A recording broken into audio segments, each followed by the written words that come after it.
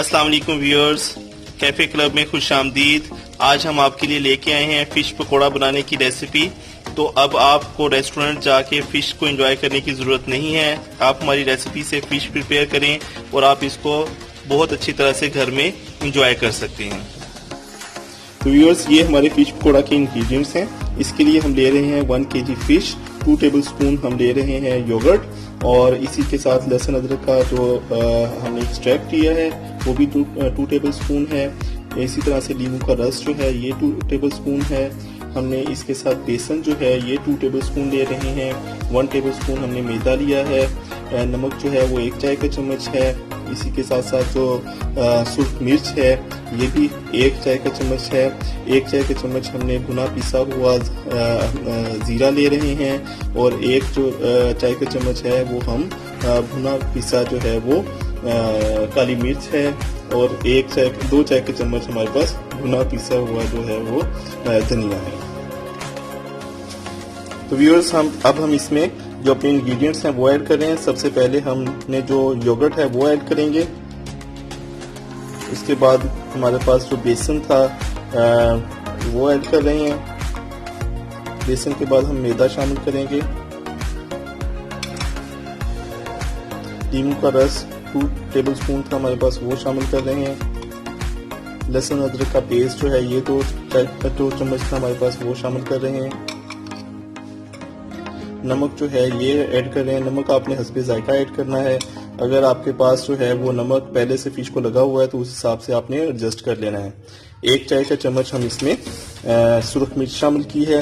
اس کے بعد یہ ہمارے پاس ہے بھنا پیسا ہوا زیرہ ہے، 1 چائے کا چمچ وہ شامل کیا ہے ہم نے، اور اس کے بعد جو ہے 2 چائے کے چمچ ہمارے پاس بھنی پیسی ہوئی جو ہمارے پاس دھنیا تھا وہ ایڈ کیا ہے، اور کالی مرچ جو ہے یہ بھنی پیسی ہوئی جو کالی مرچ ہے وہ بھی ہم نے 1 چائے کا چمچ جو ہے وہ اس میں شامل کیا۔ تو ویورز، یہ سارے انگریڈینٹس جو ہیں یہ ایڈ کرنے کے بعد اب ہم نے اس کو میرینیشن جو فش کی ہم کر رہے ہیں اس کے لیے ہم اس کو اچھی طرح سے مکس کر دیں گے، اور سارے انگریڈینٹس کو اس کے اوپر اچھی طرح سے اپلائی کر دیں گے۔ تو آپ دیکھ رہے ہیں کہ ہم اس کو اچھی طرح سے مکس کر رہے ہیں تاکہ یہ اچھی طرح سے اس کے اوپر لگ جائے۔ میرینیشن کا جو یوزول ٹائم ہے کم سے کم 5 سے 6 گھنٹے ہے، لیکن اگر آپ بالکل زبردست text coke type of flavour جو ہے وہ اچیو کرنا چاہتے ہیں تو پھر آپ کو اسے اوور نائٹ جو ہے وہ میرینیٹ کر کے رکھنا پڑے گا، اور اس کے بعد آپ فرائنگ کریں گے تو اس کا جو ایکسلنٹ ٹائپ آف ٹیسٹ جو ہے میرینیشن کا اور اس کا جو آپ کے انگریڈینٹس ہیں وہ اس میں سے آئے گا۔ تو ہم اس کو جو اس کی میرینیشن ہے وہ اوور نائٹ جو ہے وہ اس کی کریں گے۔ جی تو ویورز، آپ دیکھ سکتے ہیں کہ ہماری فش جو ہے وہ میرینیٹ جو ہے وہ ہو چکی ہے۔ اس کو تقریباً ہم نے اوور نائٹ جو ہے میرینیٹ کیا تھا۔ تو میرینیشن کے بعد اب ہم اس کی فرائنگ جو ہے وہ کریں گے۔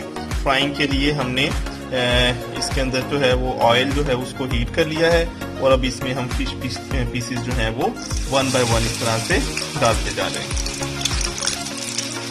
تو ڈالتے وقت آپ نے احتیاط سے اس میں ایڈ کرنا ہے۔ آپ اس کے لیے کوئی اسپون وغیرہ بھی یوز کر سکتے ہیں، یا اگر آپ ہاتھ سے ایڈ کرنا چاہتے ہیں، کیونکہ بعض دفعہ اس کے جو آئل کے جو سپرنکلز جو ہیں وہ بہت زیادہ جو ہے وہ اڑے ہوتے ہیں، تو آپ نے اس میں خاص طور پہ احتیاط سے اس کو اس میں ایڈ کرنا ہے۔ یہ دیکھیں ایک سائیڈ سے جو ہے یہ ہو چکی ہے، تو اب ہم اس کو دوسری سائیڈ سے ٹرن کر رہے ہیں۔ جی تو آپ دیکھ سکتے ہیں کہ ہماری فرائنگ جو ہے یہ ہو رہی ہے۔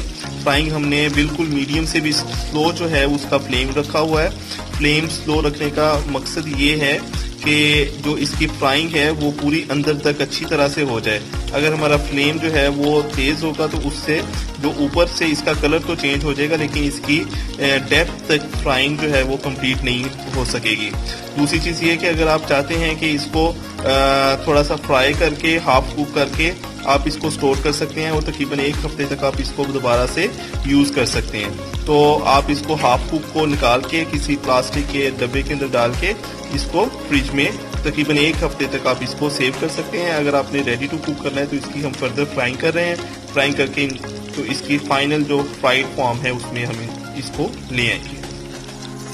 ویورز، آپ دیکھ سکتے ہیں ہماری فرائنگ جو ہے یہ کمپلیٹ ہو چکی ہے۔ اب ہم ان کو जो हमारे फिश पीसेस हैं इनको 1 बाय 1 इस तरह से रिमूव करते जाएंगे।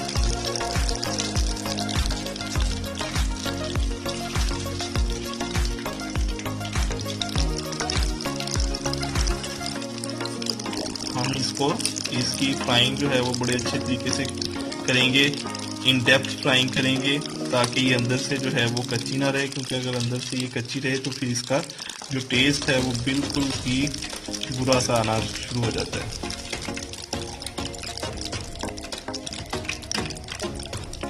सो व्यूअर्स, आई होप कि आपको हमारी ये फिश पकौड़ा की रेसिपी जो है ये पसंद आई होगी।